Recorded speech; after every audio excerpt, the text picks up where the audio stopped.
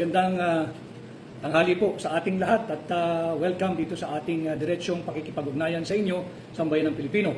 At napakarami po nating pag-uusapan at ihimayin po natin yung hindi natin titigilan yung issue ng unconstitutional budget. Pati po yung mga patlang o yung blanco na nadiskubre doon sa final report ng Bicameral Conference Committee. Marami ho ang nagmemensahe sa akin simula pa kaninang umaga. Meron lang po tayo mga hinaharap na gawain at mga tao at bisita sa ating opisina, sa ating tanggapan. Subalit pag-usapan po natin yung ating pinag-usapan kagabi bilang susog doon sa inilabas yung expose po ni Pangulong Rodrigo Roa Duterte sa tulong ni Congressman Sid Ungab. Yung nagpapakita na blanco po yung mga bilyon-bilyong halaga ng appropriation o allocation na nagmula sa Bicameral Conference Committee report na siyang naging pundasyon nung tinatawag nating GAB o yung General Appropriations Bill na siya naman, nung enrolled bill na, siya namang inaprubahan at pinirmahan ng Pangulo ng Republika ng Pilipinas. Yan po ang ating pag-usapan. Pakita ko lang ho muna kasi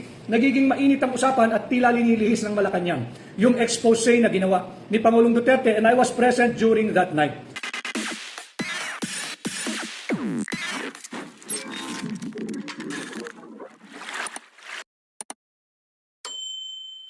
Ang pinag-usapan ho namin doon, ang nadiskubre po ni Congressman Sid Ungab ay ang mga blankong halaga pagdating doon sa final Bicameral Conference Committee report. Bicameral Conference Committee report. Final na po iyon sapagkat ratified at pirmado ng mga miyembro ng Senado at ng House of Representatives. Pirmado yun ng puno ng delegasyon ng Senado, pirmado rin po yun ng puno ng delegasyon ng House of Representatives. Ito nga po yung ating ipinakita. Dahil sinasabi nila, fake news daw po na may mga blanco doon sa Bicameral Conference Committee report.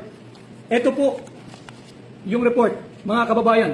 Kayo po ang humusga, kayo po ang magsabi at ating pong labanan ang fake news ng Malacanang. Ang sinasabi po natin dito, panay blanco, bilyong-bilyong pisong halaga, blanco, itong Bicameral Conference Committee report. Firmado po ito. Wala pong nagsabing blanco yung GAA, yung General Appropriations Act. Malacanang po nagsabi nun. Linilihis nila itong usapan. Ang in-expose po ni Pangulong Duterte at ni Congressman Sid Ungab ay ang mga blanco pagdating sa bilyong-bilyong pisong halaga ng Bicameral Conference Committee report na siyang naging pundasyon at basihan nung General Appropriations Bill at nung enrolled bill na ito ay pinadala sa Malacanang at pinirmahan ni Bongbong Marcos at naging General Appropriations Act. Pati po yan tatalakayin natin para maunawaan po ng higit sa marami nating kababayan yung tinutawag nating budget process. So malinaw po sa ating saligang batas. Una-una nabasag po natin yung fake news sa Malacanang. Wala daw pong blanco, yan po blanco lahat. Bilyon-bilyong piso blanco. Ito ho yung aking sinabi kagabi na paano ka napunta sa 6.32 trillion pesos na taon ng budget for 2025. Panay blanco po ito. Ibig sabihin, yung 1 plus 1, hindi na po magbabago yun. 2 ho ang sagot doon. Yung 2 plus 2, ang sagot po doon ay 4. Pero yung 3 plus blank, hindi po maaari maging 6.32 trillion ang magiging kasagutan doon. Kahit po mga batang nag-aaral sa elementary, alam po yung kasagutan sa 3 plus 3. Pero hindi po kayang sagutin ng kahit na sinong scientist o inventor o henyo. Yung tanong na 3 plus blank is equal to 6.32 trillion pesos. Yan yung malaki nating pinag-uusapan at na-discovery at inilahad ni Pangulong Duterte at ni Congressman Sid Ungab. Nandun po ako nung gabing yun, nung aming po pinakita ito, na hindi po ito peke. Ayan po, ang Malacanang po ang nagpapalaganap ng fake news. Pinipihit po nila yung usapin sa GAA. Wala pong nagsabing may blanco yung GAA. Ang sinasabi natin, blanco, itong final document na naging basihan ng GAA. Iyan ang pinag-uusapan natin. Kay Balitang Hopya Mani Popcorn, ano po ba ang BICAM sa GAA? Yung BICAM, wala po yun sa GAA. Babanggitin ko po yan. Malinaw ho sa ating saligang batas. Silipin po ninyo, pakisilip po ninyo, Article 6, Section 24, that all appropriation, revenue, or tariff bills shall emanate or originate exclusively sa House of Representatives. Malinaw po yan, yung ating mga nakasubaybay na magagaling na abogado, yung mga nag-aaral ng batas sa law schools, alam po nila yan, at pati po mga ordinaryong Pilipino, dapat po silipin ninyo yung ating saligang batas. Malinaw po sa ating saligang batas, Article 6, Section 24, all revenue, all tariff, all appropriations bill shall, to the exclusion of all other bodies, shall originate exclusively sa House of Representatives. Walang ibang pwedeng pagmulan yan. So nalinaw po natin yung constitutional basis or provision. Ngayon, yung annual budget magmumula lamang sa House of Representatives, originally appropriation. Pero yan po ay isusumite ng Executive Department nung tanggapan ng Pangulo. Meron pong tinatawag na President's Message, yung budget message ng Pangulo, at nandyan din po yung National Expenditure Program. Nandyan po nakadetalye kung ano-ano yung mga hinihinging funding o pera ng Executive Department para sa parating na taon, at ito yung mga kinakailangang priority na pondohan ng ating Kongreso. At bukod po dyan, meron pang isang document na kasama. So meron na po tayong mensahe ng Pangulo, meron na po tayong yung NEP, yung National Expenditure Program, may kasama din po yan yung BESF, yung Budget Expenditures and Sources of Funding. Kinakailangan po yun kasi kinakailangan nagbabangga yung mga dokumentong yan para hindi naman po pwedeng blanco. Kagaya po nito, blanco. Kaya po merong budget, expenditures, and sources of funding para po maiwasan yung blanco. Hindi ka pwedeng humingi o mag-request ng appropriation kung wala kang magiging source of funding o pagkukunan ng pera. So, andito na po tayo, sinumite yung annual budget, yung panukala ng Executive Department. Nagbalangkas po ang mababang kapulungan. Yung Kongreso, makikita nyo naman yan, nakatelevise pa nga yan, hindi ba? Yung sinasabi nilang, you have to defend your budget. Sa mga secretaries natin, ng iba't ibang department, tumutungot po sila roon, iba't ibang bureau, iba't ibang ahensya, pati ang constitutional bodies po na tinatag ng ating saligang batas, nandiyan po yan, nagpupunta po sa Kongreso, nagpupunta po sa Senado, they are defending the budget. Talaga pong magagaling naman yung mga technocrat natin, magagaling po yan. Subalit, kahit po na-defend na nila yung kanilang budget, meron pong unconstitutional body or committee na hilig makialam. Dito po nagkaproblema. Yung Bicameral Conference Committee, yung BICAM, kung tawagin natin, BICAM. Yung Bicameral Conference Committee, it is just a mechanism to reconcile conflicting figures, yung mga numero, yung mga amount, or conflicting items that are in the appropriations bill. Hindi po pwedeng gumawa iyan o humulma ng sarili nilang bersyon ng budget. Malinaw po sa ating saligang batas. All appropriation, tariff, revenue bills, etc. shall originate exclusively in the House of Representatives. Article 6, Section 24 of our Constitution. Bibig sabihin doon po sa mababang kapulungan. Pero meron po yung Bicameral Conference Committee. Yung Bicameral Conference Committee, meron pong delegasyon dyan ng Senado. Meron din pong delegasyon dyan ang House of Representatives. Sila po ay uupo lamang to reconcile kung meron man conflicting figures doon sa panukalang budget na gagawin po nilang General Appropriations Bill pag sila ay nagkasundo-sundo na. Subalit ang nagiging problema, pakialamero po itong BICAM. Wala pong authority ito na nagmumula sa ating saligang batas katulad ng autoridad ng House of Representatives na sa kanila lang magmumula ang lahat ng appropriations bill. Ano po ang nangyari nung yung nagdebate na ang mababang kapulungan at yung Senado? Natapos na po yan, reconciliation na lamang po yan, December 11 nga po yata, naganap yung BICAM na yan, at yan dapat titingnan lang, yung mga i-reconcile lang, pagkakasunduin, pagtutugmain, yung mga halaga, yung mga numero, yung mga items dyan sa appropriations bill na hinihingan natin ng funding. Yun lang po ang trabaho ng BICAM. Subalit nung dumaan sa BICAM, itong December 11, 2024, nagbago po yung itsura ng panukalang budget. Yan po ay unang-una na basihan sa pagiging unconstitutional ng 2025 budget. Sapagkat hindi na po ito yung panukalang budget na hiningi ng tanggapan ng Pangulo. Hindi na po ito yung linalaman ng President's Budget Message. Hindi na po ito yung linalaman ng National Expenditure Program. At lalong hindi na rin po ito ang linalaman at pagkukuhaan ng pondo na naayon sa tinatawag nating budget expenditures and sources of funding. Bawal po ito, unconstitutional po itong ginawa ng BICAM. Kay Edison Monsaya, may mga vlogger po, Attorney Vic, palusot nila, draft lang daw po yung ipinakita ni Pangulong Digong. Edison Monsaya, alam po ninyo, wag nating kausapin yung mga vlogger na hindi ho naiintindihan yung kanilang binablog. Ito po, pinapakita ko sa inyo, pirmado. At binanggit ko na po sa inyo yung constitutional basis kung bakit sa House of Representatives nagmumula ang lahat ng appropriations bill. Bukod po rito, may next page po ito. Para sabihin talaga natin na walang fake news. Pasensya na ho kayo. Ipakita na natin lahat. Ayan po yan. Para ho nakikita ninyo, dahil labanan natin, sabi ng gobyerno, labanan ng fake news, labanan natin. Pakita natin yung mga dokumento. Ito po yan. At public document po ito. Hindi po pwedeng sabihin ito'y confidential document. Paano confidential? Budget ng Republika ng Pilipinas to. Lahat po ng Pilipino ay dapat makisali sa usaping ito. At ito po yung kanyang third page. Para lang makita ninyo, dahil dapat ituwid natin yung mali ng Malacanang. Sinubo nila yung mga mambabatas eh. Dapat yung mambabatas na sumagot eh. Total, tinawag ninyong fake news. Ito ho yung totoong kopya. At bisitahin po ninyo yung rules ng House of Representatives noong 19 Congress. Meron po dyan, malinaw po dyan, na kapag pinal na yung committee report, pipirmahan po ito ng mga miyembro ng committee involved. In this case, yung Vice Cam. Pipirmahan po ito ng chairman ng mga komite. Nung Finance Committee ng Senado, pirmado. Yung chairman po ng Appropriation ng House of Representatives, pirmado. Ito po yun eh. Pirmado po, ayan po, sa ibabaw. Yan po yung mga pinuno ng Senado at pinuno ng House na panel. So, bakit ka pipirma ng isang pinal na dokumento na punong-puno ng blanco? Malinaw po dito eh. At ito po ay hindi inosenteng papel. Malinaw din po diyan sa pagbabalangkas ng budget. Kaya po may mga record na ganito. Dahil ito po ay may evidentiary value sa batas. Evidentiary value. Ibig sabihin, kapag meron pong illegalidad, kagaya ng may blanco po rito, may halaga, may blanco, pag yung amount dito ay nag-iba, pwede pong magbigay daan yan sa isang criminal case. Katulad ng halimbawa lamang, falsification of a public document. Bakit falsification? Sapagkat malinaw po, binanggit ko sa inyo, tanging ang House of Representatives lamang ang merong malinaw na mandato to the exclusion of all other bodies na magsimula ang kanilang appropriations bill. Hindi po sinabi ang Vice Cam. Wala pong authority ang Vice Cam. Bakit po na blanco? Hindi ba? Kaya sabi ko sa inyo, unang-una, unconstitutional na nakialam yung Vice Cam.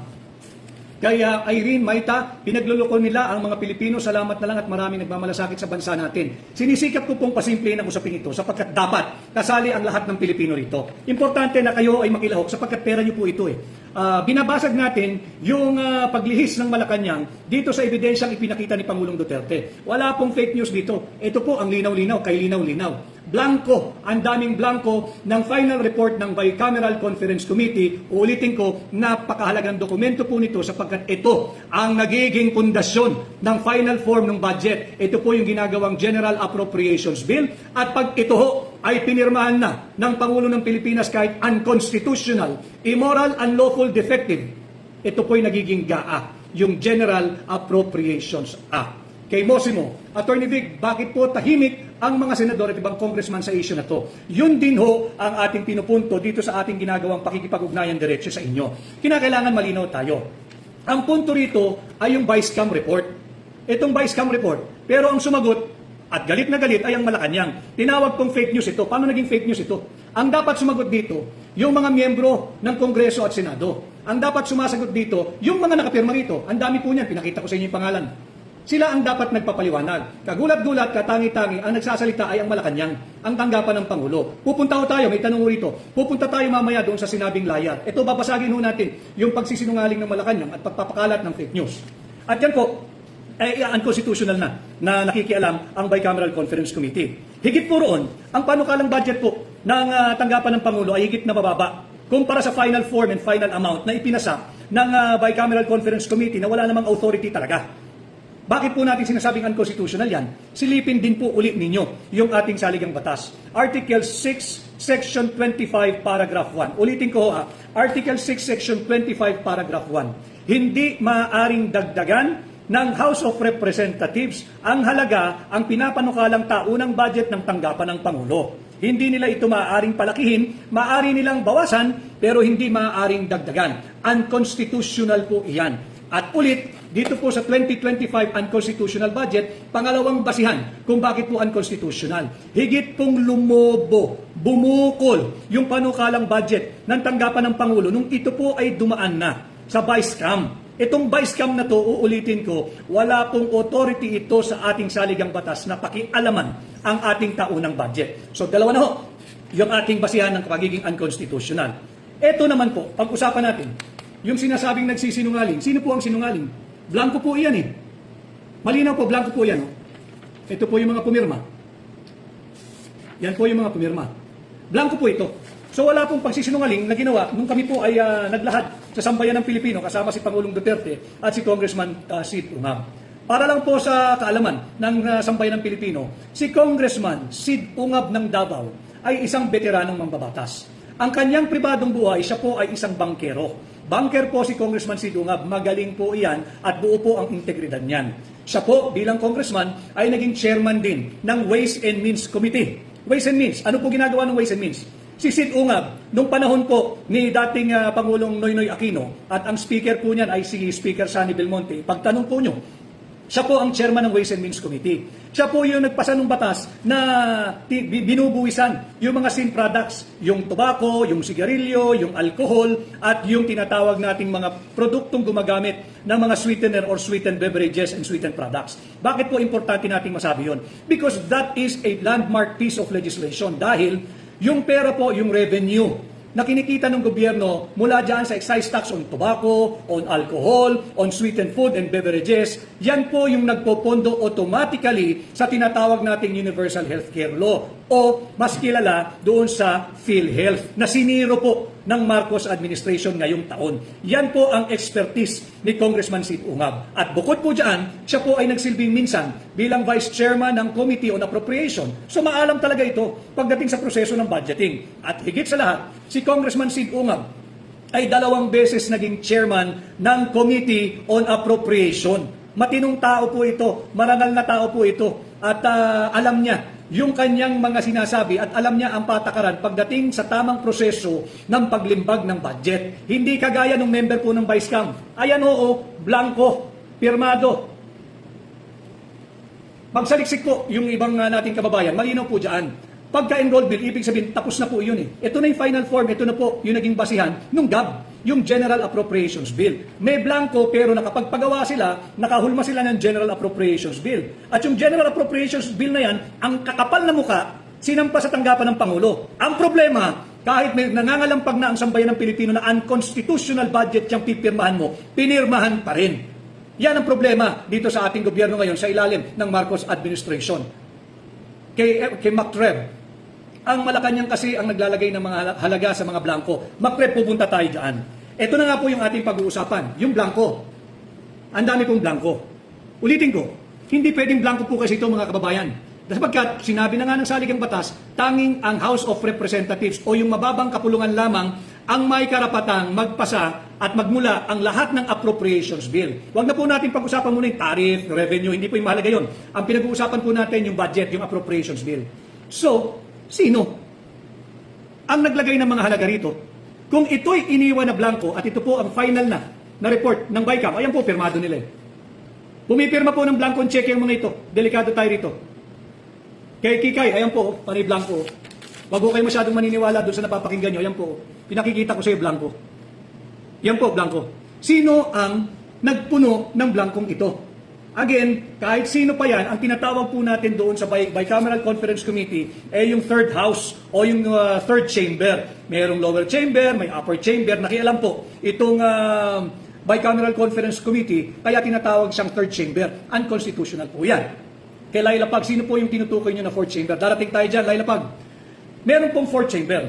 Sino yon? Hindi rin po nating lahat alam. Sapagkat yun ang dapat nating singilin. Sino ang nagpuno ng mga blankong ito? Tapos na po eh. Pirmado na. Sarado na. Yung committee report. Tapos na po. Hindi pwedeng itanggi ito, pirmado eh. At ito pong kopyang ito ay hindi lamang si Congressman Sid Ungab ang may kopya. Ito po ay pinadalhan ang lahat ng mambabatas at pinadalhan ang lahat ng senador via email. So public document po ito. Bakit po kinakailangan exclusively mag-originate ang appropriations bill sa House of Representatives? Sapagkat po mas marami sila. Ang assumption po ng ating saligang batas, ang assumption po ng batas, since mas representative kayo ng tunay na sentimento ng mamamayang Pilipino, dapat diyan nagmumula yung appropriations bill. Dahil mas nararamdaman ho nila eh. Alam nila yung mga pangunahing pangangailangan ng sambayan ng Pilipino. Kaya po sa kanila nagmumula. However, yung Senado maaring mag-approve o kaya makipag-usap sa kanila, mag-disapprove o kaya mag-reconcile po sila. Yun lang po ang purpose ng Bicameral Conference Committee. Subalit, blanco. Comes now the most difficult question. Sino ang nag-fill up ng mga blankong ito? Hindi po maaari yung Chief of Staff ng mga kongresista at mambabatas. Lalong hindi po pwede yung kung meron man silang itinatag na technical working group. At lalong hindi pwede kung executive department ang nag-fill up nito. Bawal ho yan sapagkat malinaw sa ating saligang batas. all appropriations bill shall originate exclusively in the House of Representatives. Ang basihan po niyan ay Article 6, Section 24 of our Constitution. And I challenge anybody, bisitahin po ninyo yung ating saligang batas nang mahimasmasan po kayo at matauhan po kayo na sadyang illegal itong 2025 budget na pinirmahan ni Bongbong Marcos. Ito na po, yung ikatlong unconstitutionality. Sino ang pumirma o sino ang naglagay ng mga halaga sa mga blankong ito? Hindi ho kasi pwede, malinaw po rito eh. Sa omnibus motion, meron po nakalagay dito sa kanilang, ito po lahat galing sa kanilang report. Sabi po sa kanilang omnibus motion, yung technical staff ng House Committee on Appropriation and the Senate Committee on Finance, ito na nga po yung Vice Cam, are authorized to effect, pakinggan ho nyo yung technical staff po nila, binigyan nila ng otoridad, na to effect corrections lamang of typographical, grammatical, and printing errors. Yan po ang malinaw dito. Ang pwede lang nilang punan o tamain ay yung mga effect corrections of typographical, yung spelling, halimbawa. O kaya yung mga grammatical, mali po yung English. O kaya yung mga printing errors. Pero hindi po nila pwedeng pakialaman yung halaga nito. Hindi po nila pwedeng lagyan ng kahit magkanong halaga, kahit 1 sentimo ang mga blankong ito. Bawal po yun, illegal po iyon, unconstitutional po iyon. Now, having debunked the fake news of Malacanang, malinaw po kung sino ang nagsisinungaling. Malinaw po kung sino nagpapalaganap ng fake news. Ang usapin po dito ay ang Bicameral Conference Committee Final Report. Ito po iyon, puno ng blanco. Ayan o, blanco, paano mo lalabanan ito? Dokumento ito galing mismo sa House of Representatives. At lahat ng congressman at lahat po ng senador ay may kopya nito. Ito ang dapat ipaliwanag ng Kongreso. Ngayon, nakikialam ang Executive Department. Baka ho, meron silang alam na hindi natin nalalaman. Baka po, meron silang kinalaman sa pagbubuo ng mga halagang ito. Bakit po importante? Kasi tingnan ninyo, blanco. Pag blanco, paano ka nakabuo ng budget na ang halaga ay 6.32 trillion pesos? Saan galing yung 6.32 trillion pesos? Ulitin ko, kahit po yung mga mag-aaral sa elementarya, yung basic math, 1 plus 1, 2. 2 plus 2, 4. Pero kahit po kayong napakatatalino nyo ng lahat na nakasubaybay po sa akin, sagutin po nyo ito, 3 plus blank, magkakanong lalabas ang halaga? Ang hirap po sagutin, hindi ba? 3 plus blank, ang lalabas sa halaga ay magkano? Hindi po natin matiyak. Yun po ang nangyari dito sa 2025 budget. Itong mga blankong to, merong isang grupo na nagpuno ng mga halaga nito. Sino yun? At kung sino man kayo, wala kayong authority. Bawal yan. Whether yung nagpuno nito ay nagmumula din sa subcommittee, kung may subcommittee ang Vice Cam, o dili kaya sa Executive Department, baka may nakatagong fourth chamber dyan, na sila ang pupuno ng mga halagang ito. Kaya importanteng nalalaman ho ninyo ito bago po matuluyang ilihis ng gobyerno ang kanilang naratibo. Ang naratibo po, blanco yung Bicameral Conference Committee Report. Importante po ito at sabi ko nga ho kanina, lahat po dapat ay recorded. May record po, ito na nga po yung record, pinapakita ko sa inyo. Sapagkat itong papel na ito is not an innocent piece of paper or document. Ito po ay may evidentiary value. Ano po yung evidentiary value nito? Unang-una, blanco, paglabag sa ating saligang batas. Pangatlo, yung mga pumirma po rito, it's a clear abandonment of a sacred constitutional mandate, of a sacred constitutional duty na bantayan ang kaban ng bayan at kahit 1 sentimo ay hindi dapat masayang. Yan ang value ng dokumentong ito. Hindi po ito innocent piece of paper. Yan ang kainaman din naman sa gobyerno. Napakarami po kasing kopya nito. Hindi ka pwedeng basta-basta na lamang manloloko ng sambayan ng Pilipino na akala mo, walang lalabas na dokumento na magpapakita ng kalokohan ninyo. Kaya Elaine Banares, where is the credibility of our senators and congressmen who signed? Yun po, isingilin ninyo sila. Sapagkat sabi ko nga, this is a clear act of abandonment of a constitutional duty, of a sacred constitutional mandate.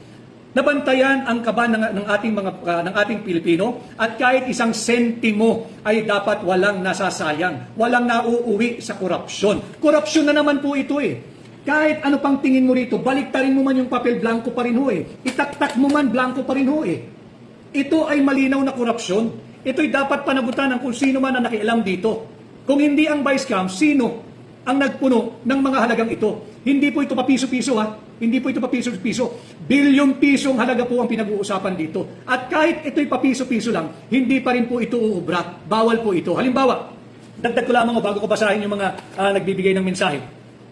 Halimbawa po, merong ipinasang isang criminal law, bagong batas kriminal. Pwede ba ang nakalagay doon na ang karampatang parusa ay imprisonment of 1 month to blanco? Ibig sabihin, bahala na yung judge kung hanggang kailan ka makukulong. Yun po ang kaparehas na sitwasyon ito.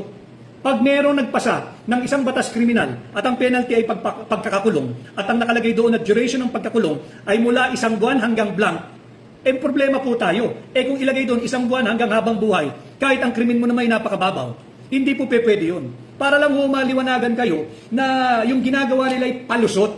Palusot na lamang. At hindi nga silang dapat sumasagot dito yung Malacanang. Not unless alam ninyo, not unless kayo ang nagpuno ng mga blanco. Dapat ang sumasagot dito ay yung mga mambabatas. Yung galing po sa hanay ng Kongreso at Senado. Yung galing po sa Vice Cam. Sila dapat magpaliwanag. Bakit kayo nagpasa ng isang final committee report? Bakit ninyo pinirmahan? Bakit ninyo rinatify? Bakit ninyo inaprubahan blanco?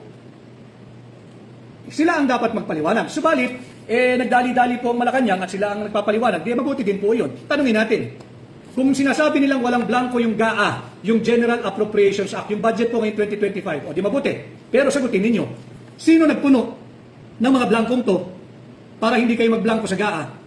Final report na po ito ng Vice Cam. Sino ang nagpuno ng mga blankong ito? Kanino galing yung mga halaga na napunta doon sa final form ng GAA na unconstitutional pero pinirmahan ninyo? Yun ang sagutin ninyo. Hindi yung sasabihin ninyong fake news. Fake news, ayan o, blanco, pirmado. Lying, paanong lying? Ayan o. Hindi naman sinabi ni Pangulong Duterte na blanco yung GAA. Ang blanco, eto. Yung basihan ng GAA. Ang dapat mong tanungin, pagalita mo, tao mo, paano napunan yung GAA ng halaga? Sino naglagay ng amount doon? Bawal yun. Sapagkat Kongreso lamang ang maaaring maglagay. Alam mo yan, galing ka, mambabatas ka dati. Dapat alam mo yan. Kaya Noy 25 New, dinidefend ni Marcos ang mali, impeach is the key. Noy 25 New, babanggitin natin yung impeachment. Yung mga nakatakda na magsagawa ng rally, ang rally naman ay para sa political persecution na impeach Inday Sara daw. Ito, yung pagpirma mo ng isang GAA na base sa blankong dokumento, ito, anong stand nyo rito? Ano stand nyo rito? Ito ang dapat in-impeach. Ito ang ka-impeach. At yung mga nakapirma rito, may pananagutan po ito kriminal sa ating batas. Hindi ka pwedeng pumirma ng isang tama si Pangulong Duterte. Hindi ka pwedeng pumirma ng isang blank check para sa ating taunang budget. Tama rin si Inday Sara, si Vice President Inday Sara Duterte sa kanya naging pahayag. Hindi talaga marunong yung nasa Malacanang magpatakbo ng gobyerno. Pipirmahan mo. So ito po yung mga usapin na dapat nating patuloy na pag-uusapan. At maganda na nagbigay tugon ang Malacanang at ang tugon nila ay panglihis sa katotohanan. Ayan po, blanco eh. Ayan o, wala akong fake news dito, pirmado eh. Kasalanan ninyo dyan sa Malacanang, kinakailangan ko munang ipakita yung mga pangalan dahil sinasabi ninyo, nagsinungaling si Pangulong Duterte. Paano nagsinungaling? Blanco ho. Ang dapat ninyong pinagsalita, ito mga ito. Hilig nyo kasi magsalita agad. Ayan o. Yan ang dapat yung pagpaliwanagin. Bakit kayo ang nagsasalita on behalf of the senators and congressmen? Meron ba kayong kinalaman dito?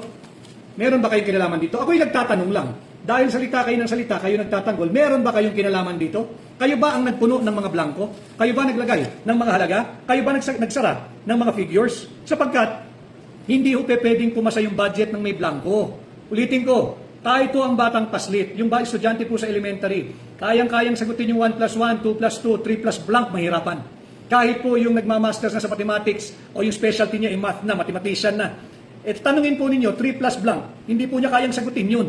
At lalong hindi naman pwedeng 3 plus blank ang lalabas pong figura ay 6.32 trillion pesos. Ito'y malaking pangbubudol na naman sa sambayan ng Pilipino. Huwag po tayong pumayag, mag-ingay po kayo, pera niyo po iyan. Linoloko po tayo. At bukod dyan, ma-segue ko lang. Ang PhilHealth binigyan po ng zero budget for this year. Zero. Walang binigay na pondo. Samantalang, meron pong branding campaign ng Department of Tourism. Department of Tourism may branding campaign. Yung position po nila kung paano ma-market ang Pilipinas bilang puntahan ng mga turista. Binigyan po agad-agad ng 500 million pesos ng Malacanang ni Bongbong Marcos. Inuna mo pa yung branding ng turismo kesa sa kalusugan ng mamamayang Pilipino. Ulitin ko yung tanong ko, anong klaseng puso meron kayo? Anong klaseng prioridad meron kayo? Inuna nyo pa yung pondo ng advertising, ng branding ng Department of Tourism, 500 million, samantalang ang PhilHealth, zero. And then, alam naman din ninyo kahapon, binanggit ko na ho sa ating mga kasama na miyembro po at naging miyembro ng Armed Forces of the Philippines at ng Philippine National Police. Naglabas po ang inyong respective finance department or finance offices na hindi po muna mapoproseso yung inyong mga pensyon, yung mga payout. Hold daw po muna dahil kulang pa ng documentation diyan nagmumula sa Department of Budget and Management. Yan po. Kaya talagang dapat tayong magduda lahat. May problema po tayo sa pananalapi. May problema po tayo sa gobyerno. Tanggapin na po natin. Kaya yung mga gagawa ng pagkilo sa nalalapit na araw, pag-isipan po ninyo yung inyong isinisigaw at inyong magiging advokasya. Ito po ang laban nyo. Kung ang puso nyo ay para sa Pilipino, ito po labanan ninyo. Anomalya po ito. Malaking anomalya po ito. Bilyong-bilyong pisong halaga po ito. Kung kaya nga, bilang aking pamunahin sa aking legislative idea, bilang senador ninyo, pag ako ho ay pinahiram ninyo ng mandato, ibabalik ko ang death penalty sa kasong plunder. Pero ibababa muna natin yung threshold ng plunder from 50 million. Ito, nadiskubre na natin, wala nang 5 million, mataas pa yun. Gawin natin 1 million. At parusahan natin lahat ng nagtatangka at magnanakaw sa pera nating mga Pilipino. Sobra-sobra na po ang korupsyon. Ito po yung ibalino na ebidensya. Paano ka nakapagbuo ng isang tao ng budget? Blanco ito. Malinaw po ito, blanco. Paliwanag nila, blanco po ito. At pirmado. Ibig sabihin, aprobado. Na-ratify po ito ng mga miyembro ng Vice-Cam. Ulitin ko, malinaw sa ating saligang batas na lahat ng appropriations bill ay exclusively magmumula lamang sa mababang kapulungan, sa House of Representatives. Kaya nga po nagkakaroon ng budget defense. Lahat ng sekretaryo natin, lahat ng departamento, lahat ng tanggapan ng gobyerno, natatanggap ng budget mula sa national government. Kinakailangan ipagtanggol nila o depensahan nila yung kanilang hinihinging budget sa parating na taon. Eh bakit pa tayo magkakaroon ng budget hearing? Sayang lang ang oras ng ating mga mabubuting sekretaryo. Sayang lang ang oras ng ating mga kawani sa gobyerno. Eh ang kakatay lang pala ito, yung Vice-Cam, yung third chamber, yung third house na unconstitutional. Ayan o, blanco. Ang masakit, sinasabi ng Malacanang, hindi raw po unconstitutional ito dahil meron namang laman itong mga blanco. Sino naglagay? Paliwanag ninyo. Sino naglagay? Saan kayo kumuha ng kopya nito na hindi na blanco? Yan ang ipaliwanag ninyo. Kayo dapat nagpaliwanag. Saan kayo kumuha? Kung nakakuha kayo ng ganito na hindi blanco, sinong nagbigay sa inyo? At yun din ba'y pirmado ng mga miyembro ng Vice-Cam? Yun din ba ay ratified at approved? Yun din ba yung ginalaman ng General Appropriations Bill? Yan ang inyong sagutin. Yan ang inyong ipaliwanag. Kay Chino Mirabueno, mga kawatan talaga. Maawa kayo, walang makain ng taong bayan. Tama yon, Chino Mirabueno, wala talagang makain ng sambayan ng Pilipino, samantalang sila'y nagpapakasasa sa pera nating mga Pilipino. Kay Nosric D, mga mambubudol at mga swindler, mga nakaupo ngayon. Kay Lethal Raven, bawat sentimo binibilang. Kaya nga sa presentation nila sa budget hearings ay kasama sa calculation yung mga sentimo. Tama, Lethal Raven, bawat sentimo. Ayan. Oh, nasaan yung halaga? Tama si Lethal Raven, bawat sentimo binibilang. Paano mo bilangin ito?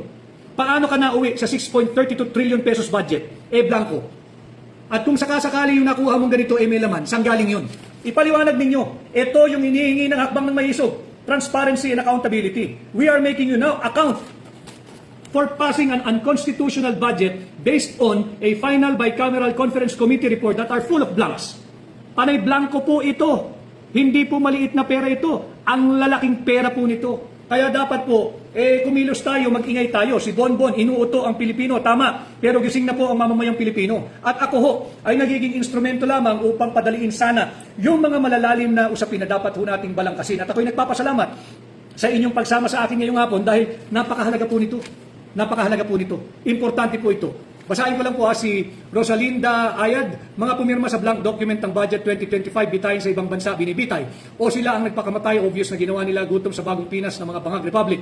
Kay AV Maniquez, Attorney Vic, dumaan kanila senator at iba pang senador na maraming blanco sa BICAM. Pwede silang mag-testify na blanco nga ang maraming items sa BICAM report. Maaari po, kung dito natin malalaman kung nasaan ang puso nila. Kung sila ba'y nasa panig ng sambayan ng Pilipino, hindi lamang si Pangulong Duterte na retirado na at nagsilbi na ng marangal sa ating bansa at sa ating mamamayang Pilipino, hindi lang din ang katulad ng maisog na Congressman Sid Ungab ang nagsasalita. Dapat lahat ng nakaalam nito, yung mga mambabatas, magsalita kayo. Magsalita kayo whether you are pro or against this blank Bicameral Conference Committee, magsalita kayo, ipaliwanag ninyo. Baka meron po kaming hindi nalalaman na alam ninyo. Baka naman po talagang yung blanco kagawian na ninyo dyan sa Senado at sa Kongreso. Ipaliwanag ninyo. Subalit, wala po kasing paliwanag dito Hindi mo pwedeng ipaliwanag ang mga dokumentong blanco. Tama ho, ulitin ko. Tama si Pangulong Duterte. It's like signing and giving away a blank check. Bahala ka kung magkano mong gustong gastusin. At ito po ay malinaw. Pinakikita ko po ang mismong dokumento, pinakikita ko po ang ebidensya, meron po itong evidentiary value. Dito po maiipit sa kasong kriminal lahat ng pumirma because this is a clear abandonment of a sacred mandate na bantayan ninyo ang pera ng mga Pilipino. Inabandonan ninyo, iniwan ninyong blanco. Sino ang nagpuno ng mga blanco? Yan ang pag-usapan natin. Yan ang masarap pag-usapan. Yung sinasabi ng Malacanang na fake news dahil daw po yung GAA, hindi po ito GAA, ito po yung final piece of document na naging pundasyon ng GAA, yung General Appropriations, ako yung budget. Ito po yung ating inilabas kasama si Pangulong Duterte at si Congressman Sig Ungab noong 2 nights ago. Hindi po yung GAA. Dahil po yung GAA, mga kababayan, alam mo ninyo yung GAA, yung budget for 2025, lumabas lamang ang printed copy niyan. Kung meron pong taga-Kongreso rito at Senado, pakitama po kung mali yung aking date, ay January 14 or January 15 lamang ngayong taon na ilabas yung final and printed copy ng GAA, ng General Appropriations Act. And according to my good friend, Congressman Sig Ungab,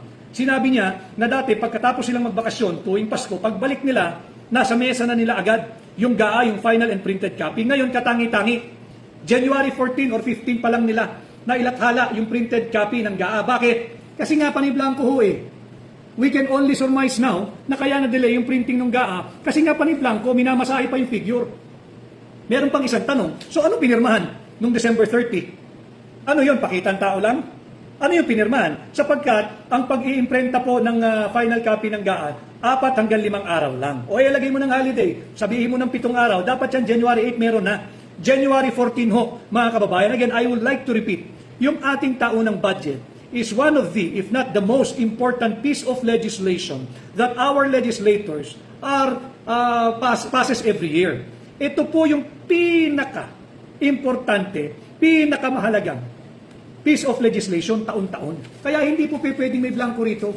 And again, ulitin ko si Congressman Sig Ungab ay dating chairman ng Ways and Means ng House of Representatives. Si Congressman Sig Ungab, na nakadiskubre ng malaking anomalyang ito, ay dati naging Vice Chairman ng Committee on Appropriation at si Sig Ungab ay 2 beses naging Chairman ng Committee on Appropriation. Siya rin po ang nagpasa, ang principal author nung batas na kung saan binubuwisan yung sigarilyo, yung tabako, yung alak, yung paggamit at gumagamit ng matatamis para mapondohan yung PhilHealth. Marunong po ito. At ito pong tao ito, buo po ang integridad nito.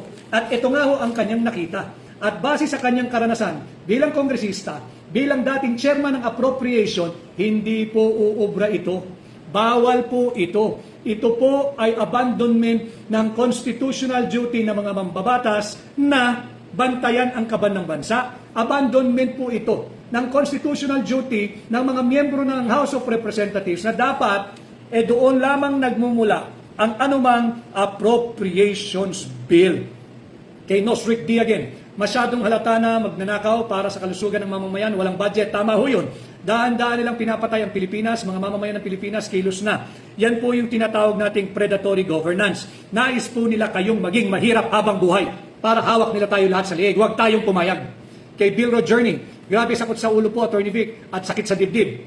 Si RISPA, a very dirty government, very corrupt. Yan po yung mga reaksyon ng ating mga nakasubaybay.